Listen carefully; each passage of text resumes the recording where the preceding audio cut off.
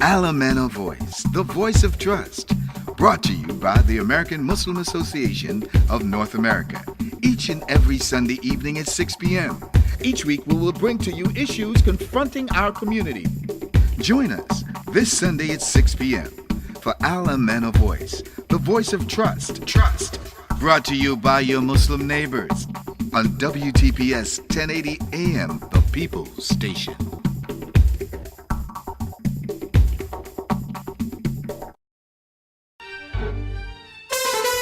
News Talk 1080 AM WTPS, Coral Gables, Miami-Dade, Broward, and the Palm Beaches.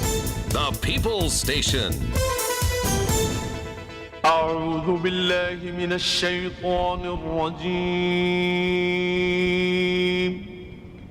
بسم الله الرحمن الرحيم.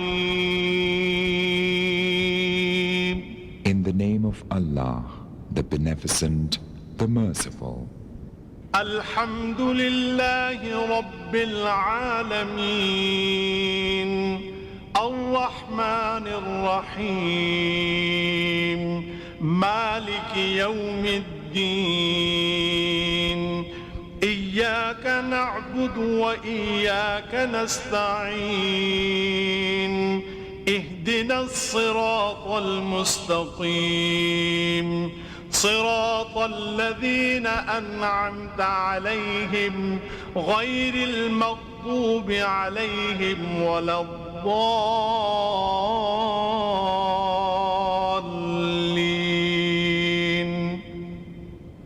Praise be to Allah, Lord of the worlds, the Beneficent, the Merciful, owner of the Day of Judgment. Thee alone we worship, Thee alone we ask for help. Show us the straight path, the path of those whom Thou hast favored, not the path of those who earn Thine anger, nor of those who go astray. A'udhu billahi minash shaitanir rajim. Bismillahir rahmanir rahim. We begin in the name of Allah, most gracious, most merciful. All praises and glory is due to Allah, Lord of the worlds. I seek refuge in Allah from Shaitan, from Satan, the rejected. I greet you with the greetings of peace, the greetings which have been used by all the prophets from Adam through Prophet Muhammad. Assalamu alaikum wa rahmatullahi wa barakatuh. May the peace and blessings of God be upon each and every one of you this afternoon. My name is Brother Kamal, and I'd like to welcome you to Al-Amana, the Voice of Trust, brought to you by the American Muslim Association of North America. Today, inshallah, God willing, we would like to discuss the economy and its effect on the lower and middle class. But before we begin our program, I would like to ask the director of Al-Amana, Brother Sufyan, to give us his weekly address. Assalamu alaikum, Brother Sufyan. How are you doing? Alaikum salam. Alhamdulillah. Thanks God.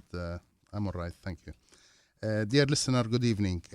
This is Sufyan Abdulaziz Akut, the director of AMANA, the American Muslim Association of North America. As always, we try to bring you programs that can bring benefits to our listeners. This evening, as Brother Kamal said, we have a very important program for you. Will be on the economy and its impact on our communities. If you have any concerns, ideas, recommendations you would like to share with us and with our listeners, please be kind and call us at 1-877-825-1080 at the station. There is a special event coming in Miami in your neighborhood on May 24th to May 28th. The International Business Bazaar, you're all invited, will be at the new location of Masjid Ibrahim Mosque. The address over there is 6301 Northwest 7th Avenue. And for more information, please contact this number, which is 786-506-0392. This is going to be a 4 days event. You're all invited. Please come, and there's plenty of food. There's plenty of products you can purchase from with great prices, and There is a lot of lectures. You're gonna really it's gonna be educational. Bring the family, your beloved ones, the kids. Invite your neighbors, please. We are looking to see you all there. One more thing, our brother Abdul Muhsin, he is the director of the radio program for Amana. He's not here with us today. He's in the hospital with his sister. His sister has a stroke last night, and she's in the hospital in critical condition. Brother Kamal, we need all the prayers for her and for all our sick, inshallah. Ameen. It will be a good program tonight. Please stay with us now with Brother Kamal. Thank you very much, Brother Sufyan. As I mentioned before, today we would be discussing the economic impact on the lower and middle class. And our guest on tonight's program, we have with us, once again, Brother Isab. Assalamu alaikum, Brother Isab. Wa alaikum assalam wa rahmatullah. And back with us again is Brother Abu Bakr. Assalamu alaikum, Brother Abu Bakr. Welcome to our program once more. Assalam wa rahmatullahi wa barakatuh. And of course, Brother Sufyan Zarqut would also be joining us in this program tonight. Well, brothers, you know, if you look at the business news nowadays, you know, the economists rave that the Dow Jones hit record high. I mean, the last time I looked, it was 13,556. The S&P 1,522 and NASDAQ 2,558. And these are, especially with the Dow Jones, that have never been this high before. And you would think by looking at what comes out of Wall Street that the economy would be sound. The lower and middle class should actually be on easy street, because during the Clinton era, when the economy was doing pretty good, the Dow Jones was up there. During the dot-com era, which was not the best era, because it ended up in a pretty terrible catastrophe at the end. But right now, with the when you look at the business world and you see that the business world is doing so well based on the numbers coming out of Wall Street, you would think that the middle class and the lower class would also fare well too. But unfortunately, some of the news that comes out, for instance, a couple months ago, you see that Citicorp laid off 17,000 workers, and that's just from one major company. Massive layoffs in the automobile industry. You have gas prices skyrocketing, inflation rising, recession looming, according to some of the news articles. In South Florida, we have the increasing rates of taxes and insurance, and the governor, Charlie Crist, have been grappling with these issues to try to give us some relief very recently. You have, especially with gas prices, everything else goes up because there's a trickling effect with the gas prices. All your products that comes through trucks, through airplanes, is affected by the gas prices. Interest rates climbing. Today in the Sun Sentinel front page, it says the housing market is very gloomy because of the just the gist of the article. Actually, it says foreclosure looms in the front page. What is actually happening to the economy? How can we have such a great polarization from the business class that they're doing so well, but yet the middle class and the lower class, they're doing so terribly? Like, for instance, in my personal life, I work 2 jobs, 7 days a week, and I work more now and get less pay than I did during the 90s. Can you help us understand this, brother? Working hard. Working hard, brother. Working hard for the family. Well, I'm going to take that as a lead-in for my comments. Yes. Once again, I want to express my gratitude and thanks for the invitation to speak to your honorable listening audience, Brother Sufyan and Kamal. Thanks for inviting me once again. You're welcome, brother. You're welcome. And this is a great opportunity to speak to your listening audience, which I understand you have reached the plateau of speaking to approximately 20 to 22,000 listeners every week. That is a great milestone. All praises are due to Allah for that accomplishment. Yes.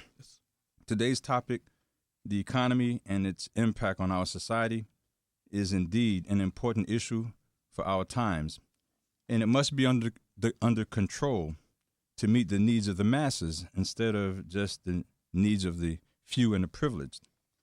Since the beginning of this current administration, it took office, and the gap between the rich and poor have manifested itself in great disparities. It's been increasing tremendously since he has entered the office. And the poor would be considered the weakest group in this vast economy. And like most things, the people are only as strong as the weakest amongst us. So in this capitalist society, the motto is only that the strong will survive and the weak will perish. This is the motto, the survival of the fittest. This is a attribute of this capitalist society, and the true Islam, in the true Islamic society, the poor have rights on the rich's wealth. However, the concept does not apply in the United States because of the freedoms that are considered part of the attributes and benefits of society. Freedom comes in two words: freedom. You have free, but it has to be limited with the dome. However, this freedom in this country is expressed by the freedom of assembly, the freedom to own property, the freedom to practice your own religion, and many other freedoms that we enjoy in this country. And this is one of the reasons why this country has benefited so well by becoming the leader of the economic development in the world. However, with all things that have benefits, there are also great opportunities for corruption. The economy is one of the great benefits, and the freedoms are some of the great benefits of this society. However, when these things are misused, the goodness of that thing diminishes. The misuse and the corruption of the freedoms, the freedom to give if you choose to give. If you're wealthy, you can make the choice between giving or not giving. If you're greedy, you keep it for yourself. If you're a giver, you would like to help those less fortunate.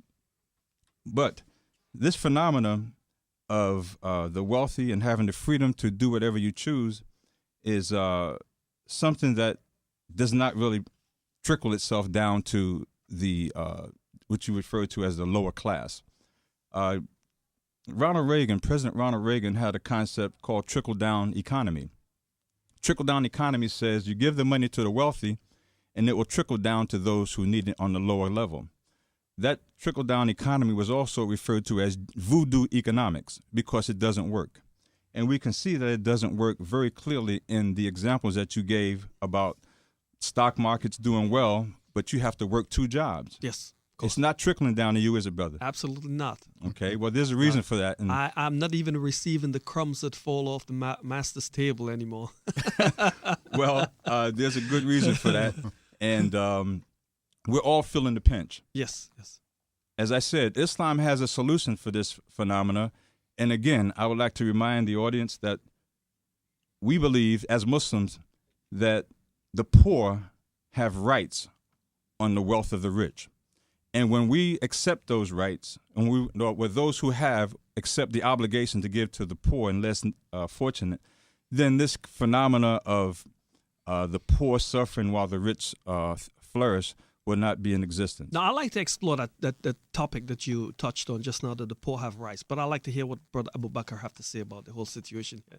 Yeah.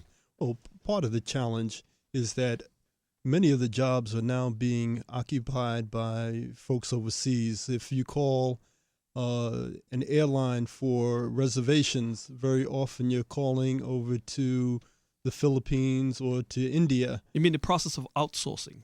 Outsourcing, Yes. and not only outsourcing the task, but outsourcing to other countries beyond the United States. So people that would normally take those jobs in the middle class are out of those jobs. If you have not kept up with the latest technology, you have fallen behind in competing for some of these jobs as well. As you know, China and India are producing. They are the producers of almost all the goods for the world, And there's not a whole lot that we're producing right here in the United States. You know, I often wonder what happened in the manufacturing sector in the United States of America. At one time, it was a very strong sector that really supported the economy. But apparently, everything that when you buy any product out there, you can hardly find something that says made in the USA anymore. Well, see, this is why the companies are doing so well. So here you have to pay at least the minimum wage. And then in China, for example, someone making a decent wage is 2,000 RMB a month, which is the equivalent to less than $300 a month. So a company that's producing their goods in China, they're able to do so at a fraction of the cost of what it's going to cost here in America. But yet our prices are not going down. And you look at the situation with the gasoline, we took control or took significant influence over the second largest oil producing country in the world, and yet our gas prices have doubled since we've had our occupation in Iraq. Yes. Personal story. Before I give my personal story, let me give out the number. We like to invite your questions and comments on these programs. If you have any questions or comments about the impact of the economy on the lower and middle class, please call us at 1-877-825-1080, 1-877-825-1080. One of the companies that I work for have been in bankruptcy twice. And in order to keep our job, the union had to negotiate wage cuts for us and benefit cuts for us. So we negotiated with the company, took whatever we got and said, thank you very much. And while we were in bankruptcy, the CEOs and the CFOs, they walked away with millions.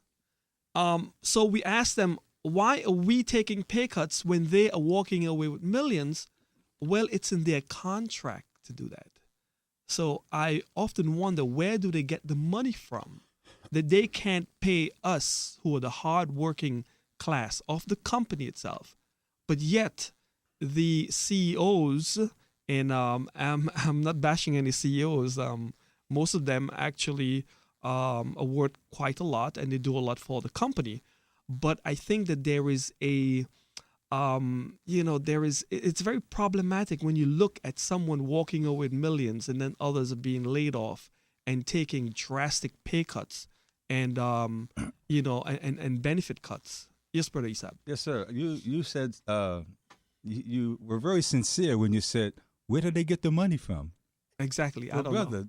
They got the money because if they can reduce the payroll by 30%, that means that they have a 30% increase in their profits, because they don't have to pay those 30% of the people that they cut. So if you can show your shareholders that you have increased the profits by 30%, then as a CEO, you say, I want 20% of that or 10% of that profit windfall. So all they're doing is they're just cutting you out of a job, increasing the profits, and getting a piece of that increase in the profits. It doesn't take a rocket scientist to simply take your job away and get a piece of the profit because they don't have to pay you anymore. Yes. That's where the money's coming from, brother. I'm also of the opinion that when these companies go, for instance, into arbitration, like, for instance, our company, one of the company that I work for goes into arbitration, that it seems as though that the judges are not on our side either.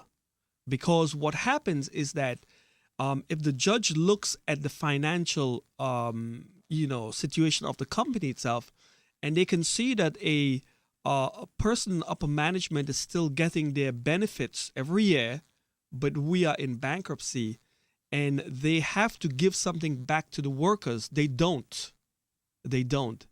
It seems as though that they're all working together. I'm afraid to say that, but I think a lot of people who are affected by what I'm talking about right now, and I don't consider I'm just a bottom feeder like most of our listeners, making a daily living and trying to make ends meet. But I feel as though the entire upper class is pulled against the lower and middle class. Brother Bakr. Yeah, when you look at the economy, you have to look at three spheres of influence. Uh-huh. You have government, you have business community, and you have the public. And those three spheres of influence, they interact with each other. with this current administration, there is a tremendous overlap between business and government. And the people are basically just the what feeds the government and the business, as opposed to the other way around. So we're seeing in this administration basically the same style and tactics that this country was based on. We're going to take what we want, and we're going to make what we need, and we don't quite care who's going to be a casualty in the process. As a matter of fact, with the war, you don't want to end the war, because companies like Halliburton are getting sole-sourced multi-billion-dollar contracts. So just keep it going, and the collateral damage is insignificant on either side on them, because when the veterans come back here, they're being disrespected. They can't get decent health care. They're going through all types of traumatic stress over there, and so the health care is not there to support the people.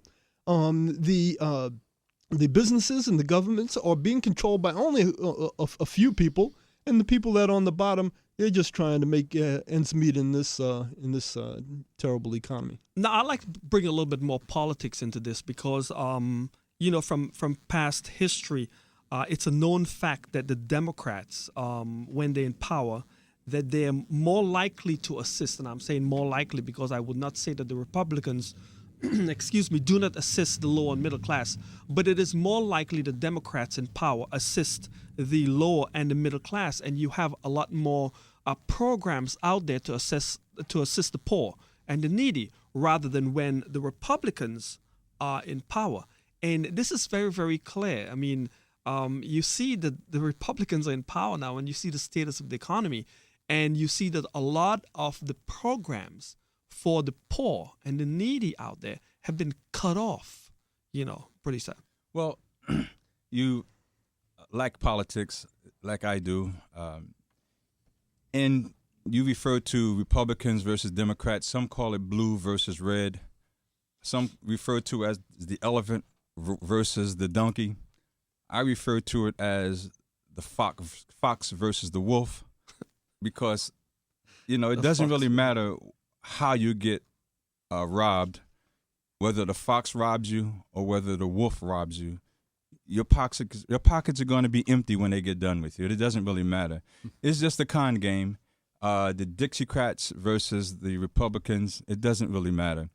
I think what we see here is examples of man's inhumanity to man. Bottom line is, it's not necessarily all about the money, it's about the power as well. Power is an addiction. It stimulates the adrenaline. It causes a person to manufacture increased endorphins when you can control power. The more power you have amassed in your hands, the more adrenaline you manufacture, and then you become addicted to power, just like an addict becomes addicted to cocaine or heroin. Yes. I don't think these people actually know how addicted they are to the power, the money, and we may think of it as money, but how much more money do you need? It really doesn't matter. I used to work for a gentleman. I call him a gentleman, stuff a lot. But he was the CEO of a company that I worked for. It used to call WorldCom. And he, Bernie Ebbers, I can call his name because he's probably in federal prison right now serving 25 years for stealing from his employees. Yes. The people who have invested 20, 30 years into their pension. Right. He stole from his own employees. Okay. Was he in need of more money? The man was already making over $100 million a year. He couldn't spend the money that he has. We would be in illusion to think that it's all about the money. These people are addicted to the power, pretty much the same way Pharaoh was addicted to his power. Were you going to say something? Yeah, let me ask you a question, brother. Going back to the solution as a solution. Yes, sir. As Muslims, we believe in giving from our wealth or from whatever saved in the bank for a year 2.5%, which is, if we believe that if everybody goes with this, which is considered the rights on us for the poor, and we believe that if the rich would give that little percentage all around the world, we will not see any poor. If we can go back to the subject, he was going to say something before. Yes, absolutely. We can't consider the solution to be a single dimension solution because there are multidimensional problems, whether it be healthcare, education. Let's take something as simple as employment. It's not a single solution because it's not a single problem. I would just like to focus on something that our leader, Prophet Muhammad sallallahu alaihi wasallam, talks about, and it has to do with inheritance. The inheritance laws in this country is one of the major reasons why you see a continual perpetuation of rich and poor. See, you can hand down wealth the same way you hand down poverty. It's just like you can inherit from generation to generation what your forefathers had through the laws of inheritance. But the laws of poverty doesn't have to be written. It's just a default and a byproduct of the laws of inheritance. Our great leader, Prophet Muhammad sallallahu alaihi wasallam, has a couple of hadiths on this topic of inheritance. According to Abu Bakr, may Allah be pleased with him, this is narrated by Abu Bakr and Bukhari. It says, our property will not be inherited. It says, whatever we, meaning referring to the prophets, whatever we leave is sadaqah. So when we die, whatever's left is sadaqah. It's not to be passed on to your children. It's to be used for the masses of the people. So you can see how this is one of the answers, that the inheritance laws in Islam says whatever you have left is for the people, not to be passed on from generation to generation. Continuing on, this was an argument that was conducted between Prophet Muhammad sallallahu alaihi wasallam and his daughter Fatima. Fatima approached Abu Bakr, the daughter of Allah, Allah's messenger, may Allah be pleased with him. She got angry when she kept asking Abu Bakr, where is my portion of what was left? Okay, she's approaching Abu Bakr and saying, what did my father leave me? Okay, she wanted her inheritance, right? Abu Bakr said, I will not leave anything Allah's messengers used to do. He said, because I am afraid that if I left something from all that which the Prophet Muhammad used to do, then I will be afraid to go astray. In other words, Prophet Muhammad ordered him to take what was left and give it to the people. And it didn't matter that it was Prophet Muhammad's daughter asking for her rights on his inheritance. She had no rights because what was left, what was to be given to the community. Let me just carry on further. This will be very quick, brother. It says, Allah's messenger, and this is a hadith from Umar. It says, Allah's messenger used to meet the yearly expenses of his family out of his own property. So he did not take the proceeds of booty. When he used to go to wars, and then there was a windfall profit from the battles that he used to engage in, that was not Prophet Muhammad's wealth. He could not take that money and keep it for his own empire. That money that was left in the booty, so to speak, what was left in wars, was for the people. Finally, I have one more hadith I want to say. It says, I order you to do 4 things. Now, here it is. This is an order. It's telling the Muslims you're being ordered now. You don't have an option in this. This is a command. He says, I order you 4 things, okay? And the 4 things, one of them was taking the shahada, La ilaha illallah, no God but one God. And then it says that you should pay zakat, okay, which is a charity. And then it says that you should fast during Ramadan, okay? And then finally it says that you should pay qamus. Now, qamus is what we talked about with the booty. That is 1/5. 1/5 of your proceeds has to go to the community. This is an obligation. So this is an answer to one of the answers to the problem of poverty, because if people had the opportunity to enjoy the wealth of the booty of this country, let's say, for example, all the wars that this country has engaged in, and all the booty that was left in this country. You mean the oil? The oil is booty. That's booty. Subhanallah. If there was a system of inheritance where the people had rights on that wealth, okay, then that trickle down thing that you were talking about, it will eventually trickle to you, brother. That's why you ain't seeing it, because it's not trickling down. Okay, our number in the studio is 1-877-825-1080. That's 1-877-825-1080. And Brother Isab, I think that also in the Quran there is laws of inheritance, but it should not be mixed up with what you're saying here, because some of the laws of inheritance are clear in the Quran, where Allah says that they when a parent dies, then it is supposed to be divided into A, B, C, D, and that is very, very clear. Whether you're female or male, and you tell you what portion you get. Right, but those hadiths are referring to the Prophet, peace be upon him, and those who were not allowed to take any of what was left after the wars or the charities or the monies that they had. They weren't allowed to take it. Now we're up on a break. Stay tuned, my dear listeners. We'll be right back.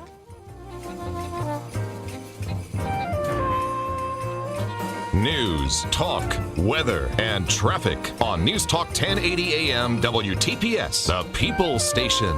Al-Amana Voice, the Voice of Trust radio program, is sponsored by AMIR, the American Muslim for Emergency and Relief, Muslim Neighbors for Neighbors. We would like to mention that Amana offers free copy of the translation of the Quran in English, Spanish, or in French. Send your request to Amana fax number 305-945-0399 or by email to info@al-amana.org. Amana is a non-profit organization and it is funded by people like you. Please send your donation to Amana, P.O. Box 5212, Miami, Florida 33014. Again, Amana, P.O. Box 5212, Miami, Florida 33014. To learn more about Amana, the American Muslim Association of North America, please visit Amana website at www.al-amana.org. News Talk 1080 AM WTPS, the People's Station, the place where you are heard. Assalamu alaikum, peace be with you. I'd like to welcome you once more to Al-Amana, the Voice of Trust, brought to you by the American Muslim Association of North America. And today in our studios, we have with us Brother Isab, Brother Abu Bakr, and Brother Sufyan, and we're discussing the economic impact on the low and middle class. If you'd like to join our program today with any questions or comments, please call us at 1-877-825-1080. That's 1-877-825-1080. And brothers, I'd like you to talk a little bit about our everyday struggle. And I have been struggling for a while now since Clinton left office, and I could say that. I've been struggling for a little while now to make my everyday bills. I mean, I'm sure that most of our listeners listening to us here, except those out in the intercoastal here by the, those big buildings, boats that block the access to our beaches that we should have access to. Block the beautiful scenery out there to see the ocean. It's almost impossible to get out to the beach anymore, except maybe I live close to Dania Beach, and I hope they don't block that off, because I'll probably have to pay to get to the beach. Don't go to the beach. You will spend I will probably have much to money pay there. Don't go. someone to get access to the beach. And those condo owners, you're going to have to shell out some big bucks to get out to the beach. But anyhow, I'm talking about everyday struggle right now. Bills. I mean, everything is going up. Mortgage is going up. The rent's going up. Water bill's going up. I saw an increase in my water bill, and I'm not using more water. Even the it is stamps because is going of up. the impact of the drought now that they decided. I can't understand that. I hope somebody would call in and explain this to me. If there is a drought, why do I have to have an increase in my bill when I'm using the same amount of water? Electricity is going up.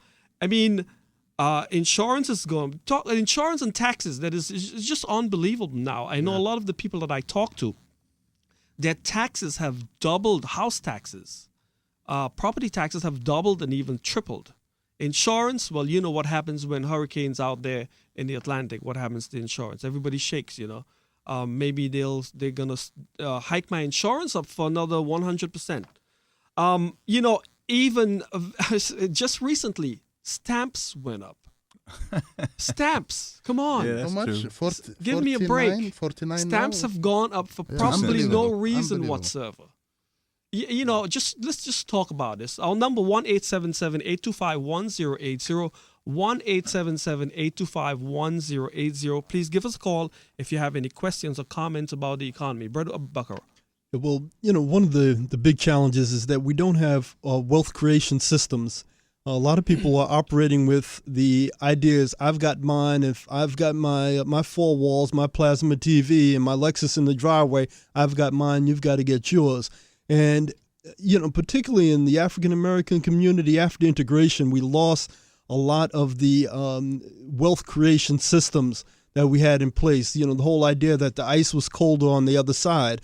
And we started spending our money in places that we did not traditionally spend our money in.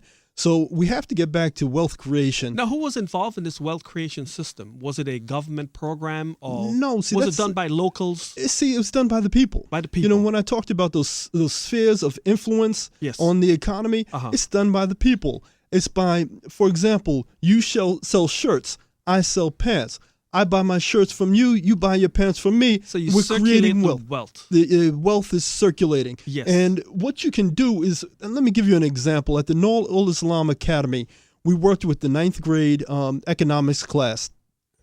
And we gave them a program called UMA Futures.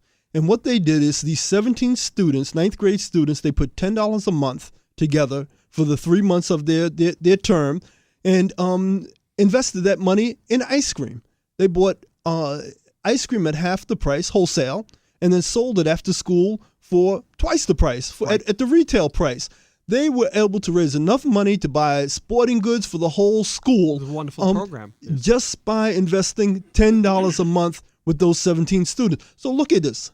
So maybe you have $200 or $300 discretionary income every month. Let's say there's 10 other brothers that also have, or sisters that have the same. So let's put our $2,000 together and maybe just sit on it for a few months until we have enough that we can make a significant investment in something. And then start buying from each other and start providing products and services, being entrepreneurial. Look at Liberty City, for example. And Brother Sufyan talked about the International Business Bazaar that's coming up. Liberty City is 5 minutes from downtown, 10 minutes from South Beach, 15 minutes from the airport. It is one of the most prime locations in Miami. We need to capitalize on that within the community by being a gateway for business. Yes. So this is the key. We have to create wealth. The dollar has to continue to circulate. And there has to be participatory financing. The way the mortgages are set up, no matter how much money you put into your house, if you can't make 3 payments, you lose everything. The Islamic way is that you acquire equity, and that's your equity share. You can't pay anymore. You pull out your equity, and whoever has the bank or the financier that has the primary equity share, they get their equity, and you don't lose everything. Matter of fact, you may even gain if the property value has gone up. Yes, I think our listening audience it'll need to know that in the Islamic system there is absolutely no interest. If you buy a house for $100,000, maybe apart from monies you may pay for papers and other items like that, you do not pay $200,000 at the end of 30 years. You pay back what the house is actually worth when you purchase it. And you can see right now, with the market being what it is, and the demise of the housing industry, what has happened is all these predatory lenders have come up with these subprime mortgages to lock people in with no down, 1% down, and now that the interest rates are on the move up, you're on the adjustable rates, people cannot afford to pay. But for the mortgage company, they don't give a hoot because they've sold their mortgages on the secondary market to Fannie Mae, and Fannie Mae is a quasi-government entity. It goes back to those spheres of influence: the government, business, and the people. So the business and cycle. So right in this administration, it's almost the same. So Fannie Mae is buying all the mortgages on the secondary market, and if the mortgage defaults, the government backs up Fannie Mae, and they get their money guaranteed anyway. No, I like that idea of the wealth creation system where the money circulates. You get people to come together and open businesses in the community, where the community fares better if you have businesses within the community that stays within the community. It circulates there. Absolutely. But it's a wonderful idea. And I like your idea about the location of Liberty City. They should be capitalizing on the tourism here. But then the other problem is, and you hear this from officials, is that being a poverty-stricken area, you have a lot of crimes that are committed there, and that's another deterrence from people investing in these areas now. Well, this is a reality, and this summer I'm very concerned. We have kids that are going to be on practically 3-month summer break. There's literally no summer jobs or very little summer jobs. There's nothing for these kids to do. And if kids don't have something to do, they'll find something to do. Yes, they will. And it's not always going to be very pleasing. And people are out there working 2 jobs, or many of the households are headed by a single parent. You know how I know that personally? I had to pay $300 to replace the back glass in my pickup truck because somebody passed through the neighborhood and just broke the glass. Exactly. For no reason whatsoever. Exactly. And they broke the glass off a little old lady about 80 years old over the road from Miami. They broke her back glass too. So it was just vandalism. The kids during the summertime had absolutely nothing to do. But Brother Abu Bakr, who is in charge of doing these programs? Is the county responsible for trying to get these programs initiated so you keep the children out of trouble, or should the religious-based community be involved in this, or should us as a community, a whole entire community, be involved? The last, because the government, they're going to say there's no money for this. Although you mean the Republicans? I mean, government is made up of Republicans and Democrats, so I can't say one or the other, but the government doesn't have money. They say they've all been cut for summer job programs and all of that. Yes. So here's what we do as a people. The companies that are hiring our kids, we patronize them. The companies that are not hiring our kids, we don't patronize them, and we advertise it. We put up signs on their door. This is a community-friendly business, and we patronize. The ones that do not patronize, the Subway shops, or even the Muslim shops in the black community. This is where these racial slurs come. You hear a lot of people say Arabs and this kind of thing. It's a racial slur. We take great offense to calling a Muslim brother an Arab. Great offense. So, when you say that, you are offending Muslims and you're offending Arabs. But Arabs are also offending the people in these communities because they're selling pork, they're selling wine, they're selling loose cigarettes to kids, and those are the legal things they're doing. Or somewhat legal, I should say, because selling cigarettes to kids is not legal. But they are doing things like buying the food stamps off the food stamp card for 25 cents on a dollar. Brother Sufyan is right here with us, and I'll ask him that we need to devote a program to this problem, especially our Arab brothers and sisters who have these businesses in the communities that are selling what I would consider drugs. Alcohol to us is drugs. The cigarettes, the pornography, everything that is prohibited in the religion of Islam. There's a verse in the Quran says, "O you who believe, strong drinks," which is everything that is intoxicant, game of chance, everything that you play a game of chance, which is considered gambling. The divining of an arrow, which is, we'll explain that later on when we have a program, and idol worshipping. They are all an infamy of Satan's handiwork. So then Allah says to us, stay away from it. But we see that our brothers, whether they're Muslims or Christians, going into these communities and they are selling all these prohibited items to our brothers and sisters out there in the communities. And see, they have an opportunity to help uplift the community. Of course, I agree create with jobs, create entrepreneurship opportunities, show folks how they can also own these mom and pop businesses. And there's one organization called NANA, Neighbors Assisting Neighbors Association, that's done a lot of good work at helping folks start small businesses like that. They're not Muslim, but they're doing the good work. And these store owners that are, charging too much, selling all the haram, the illegal, Islamically illegal things to the community, they need to change their attitude in their business and uphold the tenets of Islam, because they're giving Islam a very, very bad name. But Isa. Yes, sir. Thanks for inviting me into this lively and robust discussion. The hadith says that one knowledgeable scholar is better than 1,000 ignorant worshipers. We are not lacking in good people. We're not lacking in good believers and good neighbors and so on and so forth, good communities. What we're lacking is a lacking of knowledge.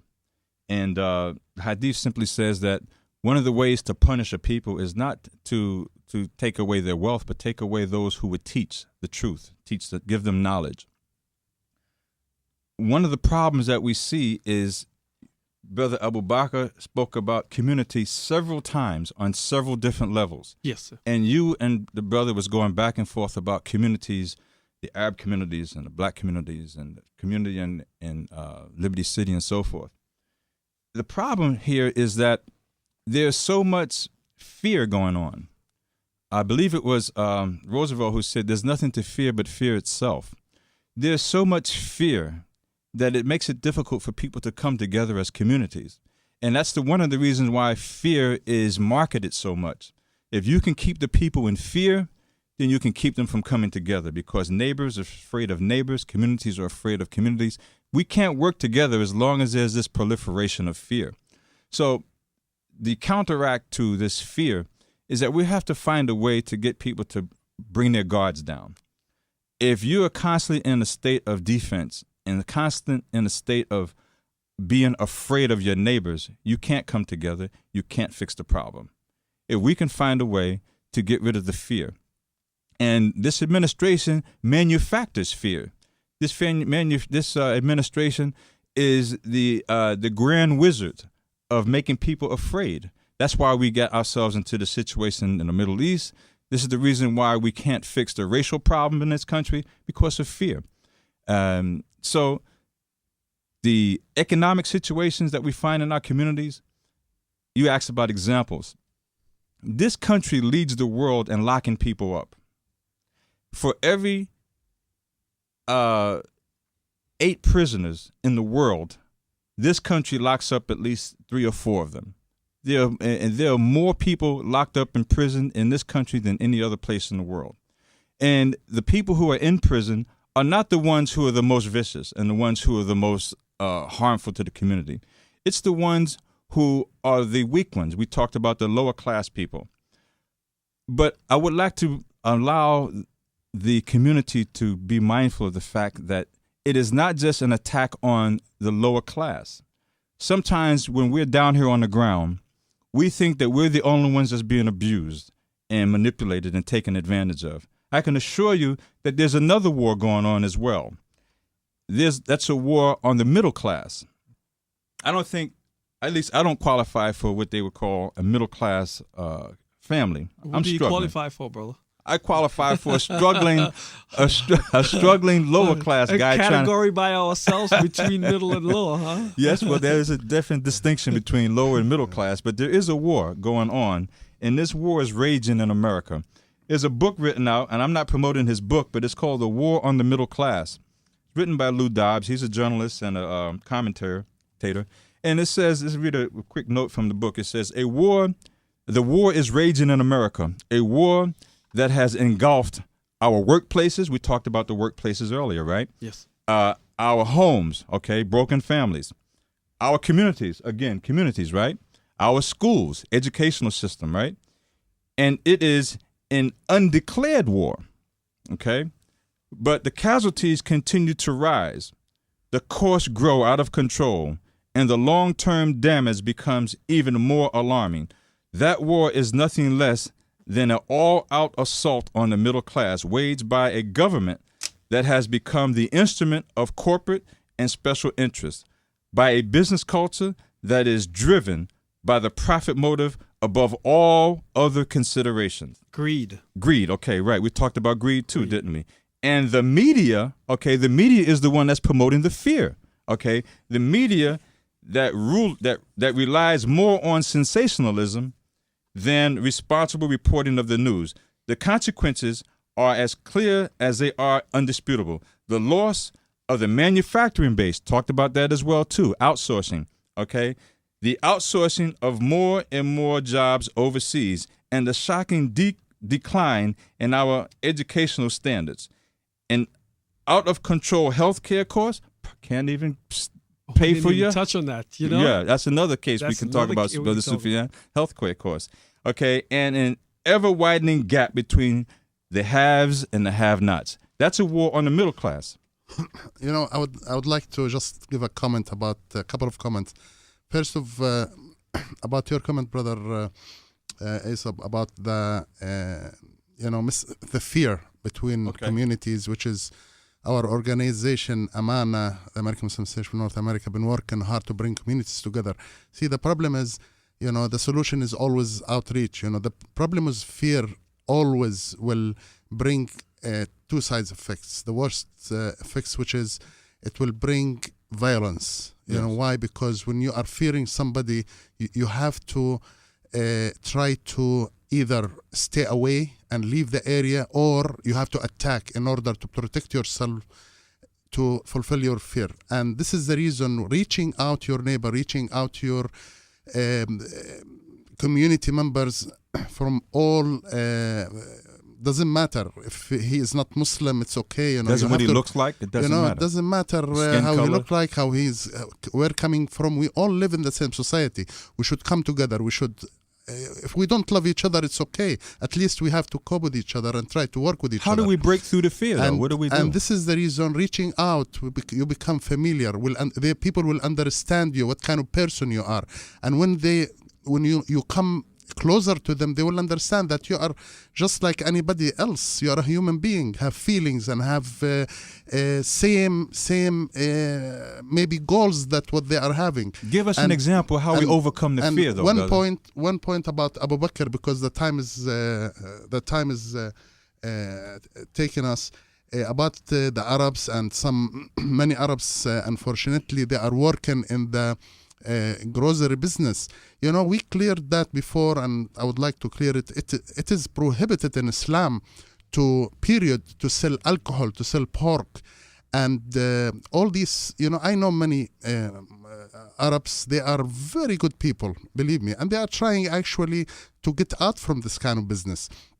And we have to be clear, this is haram, period. This is against the Islamic law to sell such things. But my point here, because I've been appointed to be in the community relation of Dade County to try to bring communities together also, that the behavior, what some Arabs, the behavior with their customers, what's the problem? I mean, the problem is not because they are selling alcohol, they have problems with their neighbors or their customer. The problem is they have to have some kind of orientation how to deal with customers, how to deal with the community. When you have to show, and this is a message for all our brothers, and that they have to start to care about their community. They have to start to invest in their community and try to show the public that they are part of it and they should be part of the solution. And this is my comment. It's very important to mention that. Yeah, Brother Bakr, I really like some of the solution that you offered, but for the people who live in lower class communities and they want to open a business, there are hardly any banks out there would give them a loan to open a business, and this is a real serious problem that occur in the community. We have probably 30 seconds. Time's up, I guess. So you have the final comment, short comment, and then we'll have to close. Yeah, again, you go to everybody that you know, get them involved, engaged in a collective, partnership where even if it's just $5 a month, $10 a month, whatever it is, put your money together, start small, go to Costco or Sam's Club, buy something cheap, sell it and flip it and just build it that way. Yes, we have to do something. Thank you very much. Let me remind the This audience. has been a wonderful discussion. I'd like to thank you all for being on the program. We have to do this a little bit more often in order to give the community some solution to the problems they have. I'd like to thank you all for listening. Tune in next week when we'll have another wonderful discussion on AMANA Voice of Trust. Until then, may the peace and blessings of God be with you. Assalamu alaikum.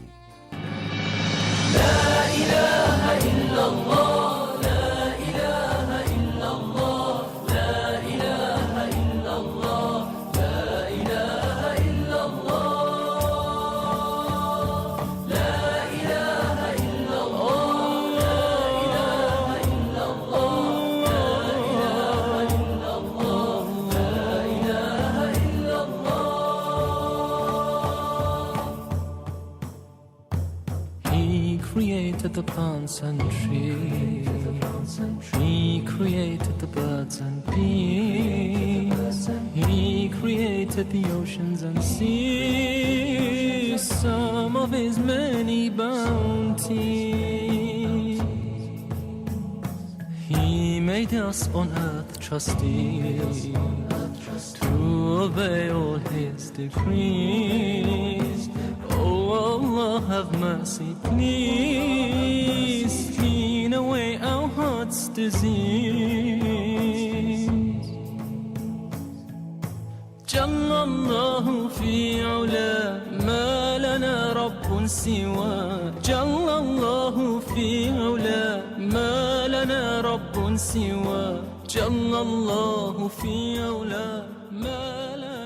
Your voice, your station on News Talk 1080 AM WTPS, the People Station. Keeping it real with Al Sharpton. Weekdays 1 to 4 p.m. There's nothing wrong with thanking those that travel the air that you get ready to travel.